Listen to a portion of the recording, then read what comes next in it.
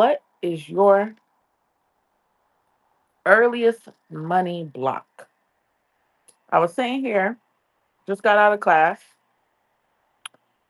Child, a week was had, okay? Or the week nearly had me, thank you. But me and my ancestors and spirit wasn't having that. So safe to say we survived. And it's basically Friday Junior. And I'm sitting here, I got my dinner, and I lit my incense, I lit my altar candle, and I'm listening to Psalm 35 because I heard from this other YouTuber and teacher, Ariel Gatoga, who's a psalmist, which I didn't even know was a thing. I've only heard psalms being used in obviously religion, but also in like hoodoo. But I didn't know there was like a another tradition for it. So I came across this man maybe about almost a year ago, and I've been listening to his videos ever since. And I've I've been able to better understand the esoteric principles that were once um occult meanings of Abrahamic religion, specifically Christianity, and heal a lot of that church hurt that I had, a lot of that mosque hurt as well, because I grew up Muslim as well, and really just delve deeper into being a mini theologian. So all of that to say, I used Psalm 35 because I had an issue with white fragility and racism earlier in the week, and I was studying it from that perspective. And I was using it to better understand because, like I told y'all in the last video, a lot of the reason why people are afraid of their spiritual awakening or afraid of being spiritual instead of faith based practitioners of religion is because it takes a lot of self accountability. It takes a lot of emotional intelligence and constantly looking back at yourself to see where you are as a sovereign being, as a soul, responsible, and even in the greater, uh, I want to say algorithm, the greater, I would just say that's the only word that's coming up, algorithm of it all. Like there's so much going on at once. It's like there's always at least 1% that you have responsibility for. And that's very hard for people because it's so much easier to blame somebody else. So I had to ask myself a very hard question because, yes, I am a Black woman. I am an African Black woman, first generation, born United States, Fulani ethnically, families from Sierra Leone. And dealing with racism, um, at least for my generation, I can't say prior, I don't know what my parents dealt with when they were back in their villages and stuff like that. But in terms of racism, but I could say when they got here, they definitely dealt with it. And then once their offspring was born, I eventually became subject to it. Obviously, it's the American capitalistic way, it's the history and all that. So I don't even know if I could say the R word. Is that okay? I don't, child. I'm new to this again, so I don't know. You two, bear with me, okay? But I say all of that to say I had to ask myself a very hard question because this going to get a lot of people, and I want y'all to understand that this is a part of emotional healing from an esoteric perspective. It does not ignore the systematic oppression. It acknowledges it and your role in it, no matter how much of a do-gooder you are on the spectrum, and no matter how terrible the other person is, you know, and it's oppressor and victim and vice versa going forward. I hope that makes sense. I say all of that to say I had to ask myself this question. I said, what part of me in this portion of my life is attracting that type of energy? And it triggered a memory of me being an undergrad during my senior year where a professor and a group project classmate were being extremely, extremely, um, what's the word? Microaggressive to me. And I didn't have the language for it then, you know? Obviously I graduated, did the best I could, with international honors and all that. But that was still one of the hardest semesters for me because that particular classroom was hostile environment. Even though I was not the only black person in the classroom, for whatever reason, she only wanted to target me specifically. In addition to that, like I'm talking like, don't be writing notes in my class when I'm talking type thing. Yes, in a classroom, mind you, that I paid for, mind you.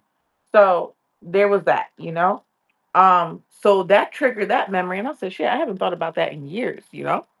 So, and I'm in school again and I'm dealing with a very similar but completely different issue. And mind you, I've been in corporate America for 5 years. I had a huge gap period before my degrees. I'm like, what what is this coming up again? Because lessons repeat when you haven't learned them the first time. So I acknowledged that and I said, okay, what part of me, and because I'm way more mature and an adept now in my spirituality and my journey. I'm a Reiki master, you know, all the things as an energetic strategist. And this part of energetic strategy is asking where the blocks are and going within. So I said, oh, okay, but prior to that, what was the other, what was the original issue, or quote unquote, as the Christians would say, what was the original sin, right? And then I remembered this.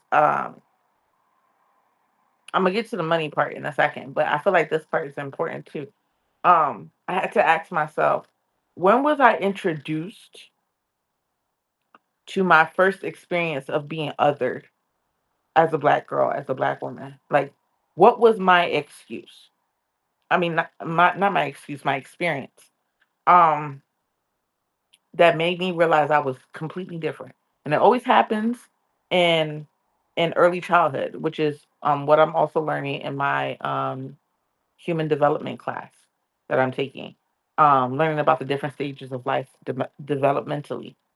And I said it had to be definitely around childhood, obviously. And then my brain reminds me of a very old memory of a neighbor who was white and a conflict we had. And so, I can't remember all the specifics, but I just know that that's around the time that I knew and I voiced it to her about it. And then the memory kind of goes dark from there. I don't know what happened afterwards, or I can't chronologically put it all together. But I was like, oh, that was the first time somebody, most likely an adult, told me two separate things. That we were two separate individuals. Like, yeah, we obviously looked different, but I did not know that was a thing, that there was this massive oppressive history behind it, right? So now growing up, especially growing up in the South, in Charlotte to be exact, and being around all these diverse individuals, like especially the Latina community was huge in that area of Charlotte that I was in, East Charlotte. So it never really bothered. It never really came up that we were like going through things. And then once you get older, you learn how the world works and all that stuff. So following that logic, right? And obviously, again, this is why it's not an easy journey to be sovereign. It's not easy to be a mystic, you know? This shit will take you out, you know? Um, and make you not want to pick it back up again at all. But for me, I see the benefit instantly because now that I've unlocked that, and if that's currently my earliest memory, maybe something even earlier than that might pop up later. I don't know. But at least I know I'm getting closer. Because whenever you started life, the day you were born is when your mission started. Now, granted, if there's some ancestral things going on, ancestral trauma, generational curses, and stuff like that, that will eventually be revealed, and you can heal that in whatever your lineage is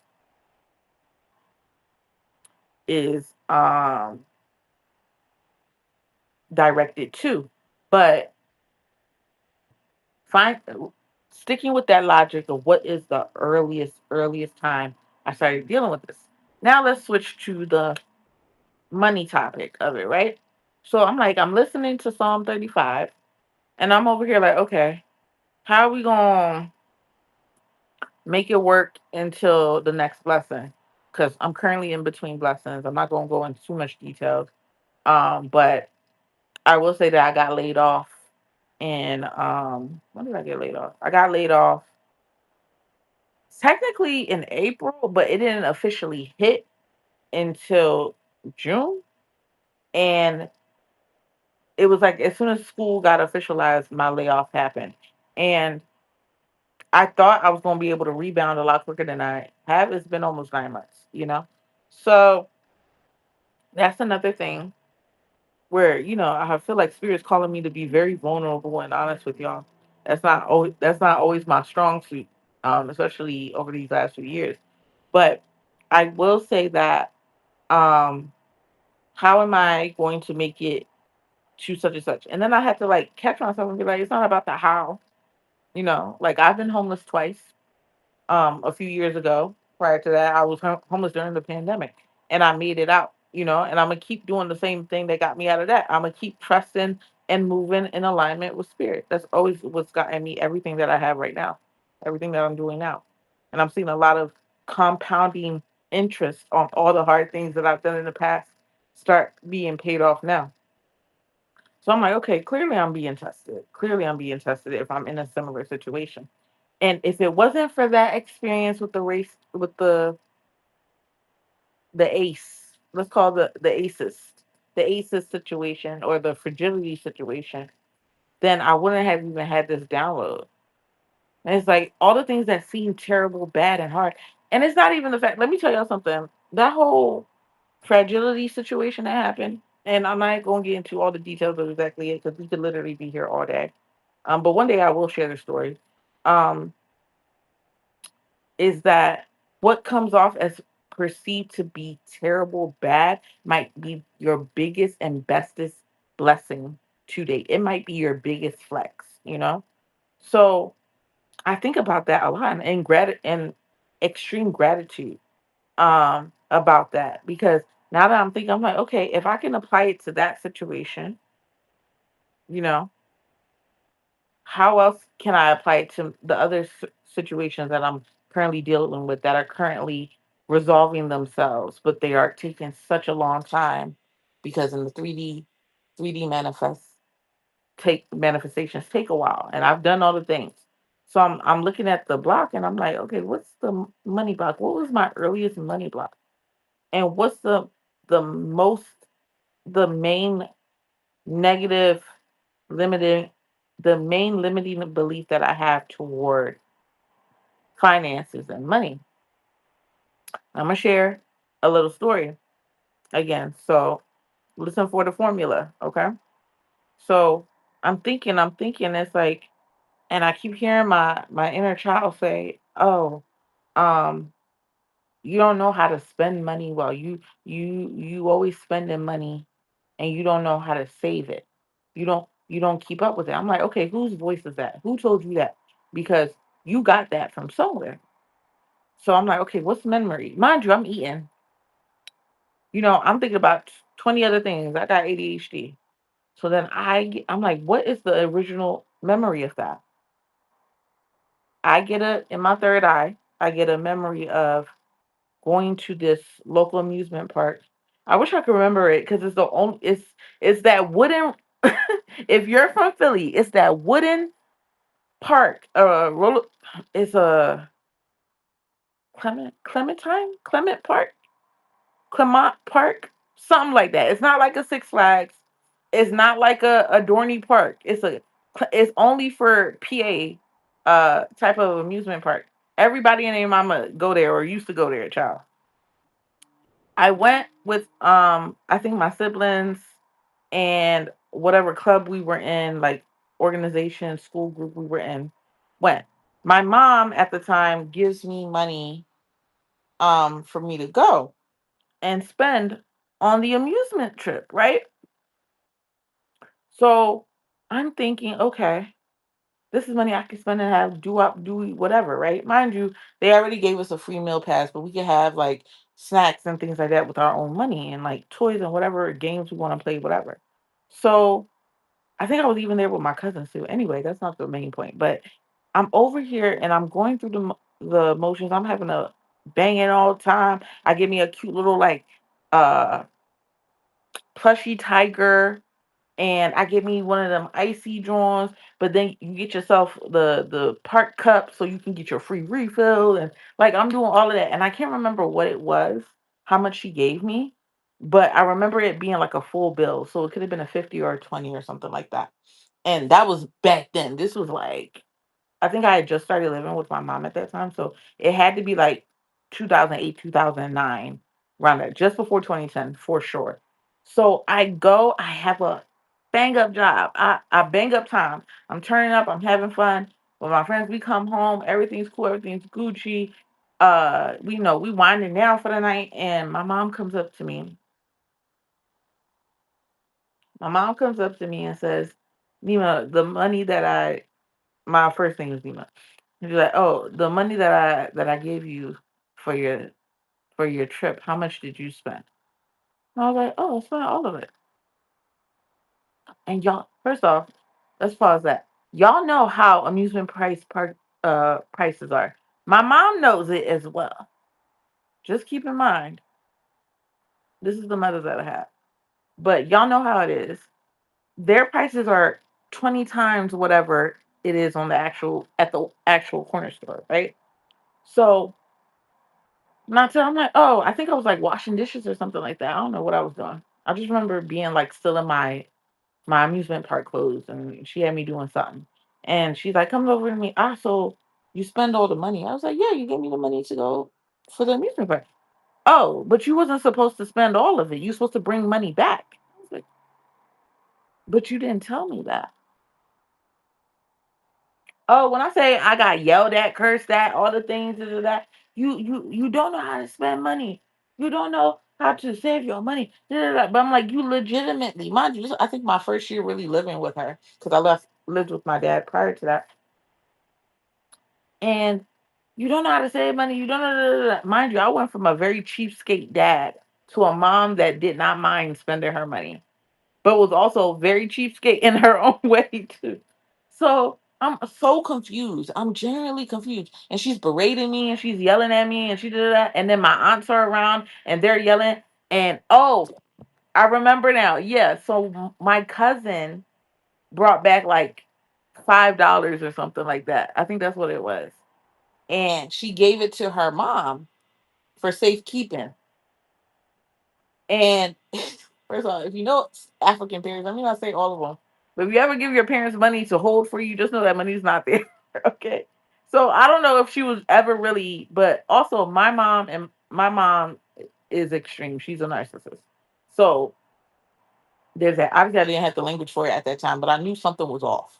So I'm looking at her and she's like, "Oh, you see, all of your cousin and da save money. You didn't bring back nothing. You just so something. I forget. I don't know what she even called it and this and that. And I remember feeling so bad and set up because it's like you could have told me, hey, it's good that I'm giving you this money, but I also want you to learn to save. Like actually have a discussion, a conversation with me. That never happened. Everything in my mom's mind has already been spoken and we're supposed to read it.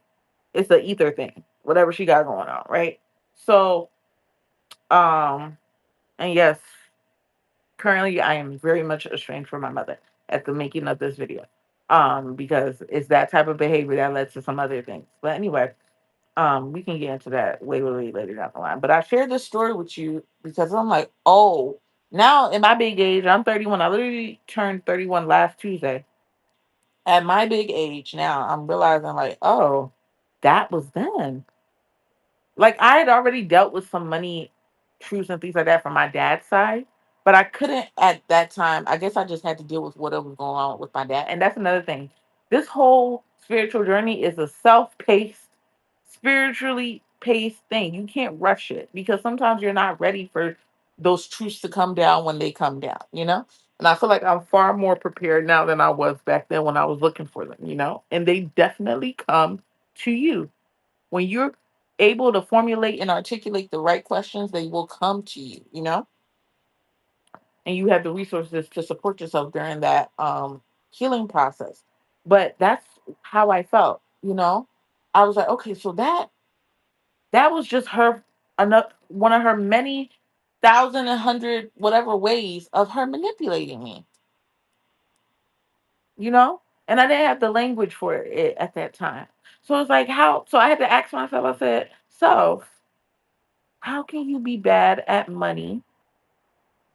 How can you be bad at something that you never thought you had? You never actually learned how to utilize effectively. How?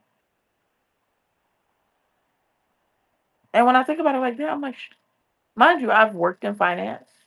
That's how I kind of like got into like my like money issues when it came to like my father and those trigger wounds and things like that.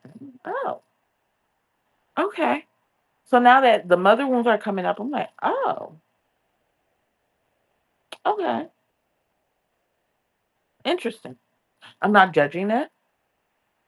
I'm like, oh, that's kind of dumb. Da, da, da." No, I'm not doing that. I'm just observing it for what it was, acknowledging that that was a setup and it was not right nor fair for that type of, because in my mom's head, she's always in competition with somebody.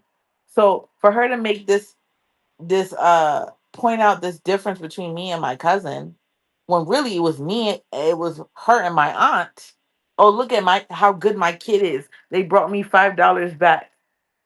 She fell for it and got antagonized and dragged me into it. Emotional intelligence, bro.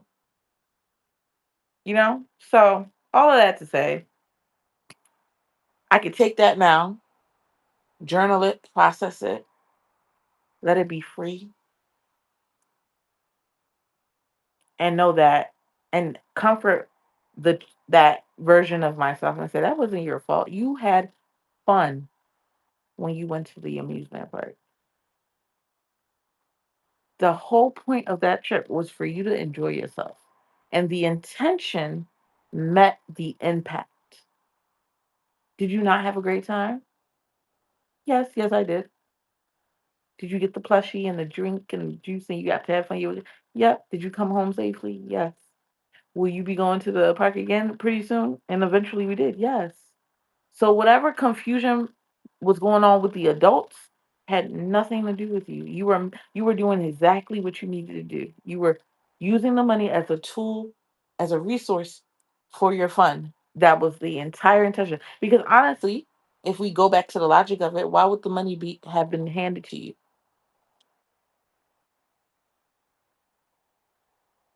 You know? If you know how your mother is, if your mother did not want you to have a single dollar while you were on that trip, if she didn't even want you to go on that trip, you would not have went. So even if she got lost in the rinse cycle, or however the saying goes, that was a projection. It had nothing to do with you. You were right all along. You were safe all along. You were perfect all along. You were not a mishap. You were not uh terrible or punishable because of this. And this does not need to be carried into what's going on now.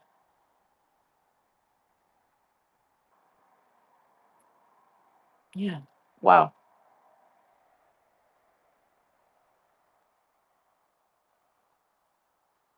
If I wasn't so tired, I would cry right now. But I hope y'all caught the formula with that. I really do. I really hope y'all see where I'm going with this. I hope that was really clear. Let me know if you have any questions down below because this is gonna be a constant thing because all the different variety of ways and aspects that made us who we are today getting that untangled and going back is a process, okay? So it's nice to have these discussions, even though it puts me and my business out there in a way, but not too much in a way that I feel like um I'm in harm's way or anything like that. But because it's a learning lesson and I can only really share my testimony and my story in the best way that I know how until I get more examples of what it is through other people's lives. And eventually I'll get there, you know? But yeah, so that being said, thank you for watching. Appreciate you. My name is Jalloh. I'm an energetic strategist, Reiki master of 8+ years, and I creative writer here on Substack, also replaying on YouTube. Um, I might tap in for the spring equinox meditation tomorrow, but we'll see. I might push it to a Saturday thing. We'll see. But I also have a Sovereign Sunday reset with y'all where we energetically plan with cyclical and feminine principles for the week. So we'll see how I'm feeling. I've been kind of like hinting at that. But child, the way this week took me out, I don't want to overdo it on myself. I really don't. So we gonna see. But that being said, make sure y'all like this video, subscribe, and follow on all platforms, especially Substack. You gotta subscribe to the Retired Elder Daughter publication to get those notifications when I go live and stuff like this. And make sure you're following me for any like notes and messages and stuff like that as well. And then have this displayed on other platforms. But that being said, I hope y'all had a better week than I had. It was a blessed week for sure, but ooh, child, it was rough, okay? Um, yeah. If I don't see y'all, have a beautiful spring equinox. We made it. Happy real, for really real 2026. Until next time, peace. Good night.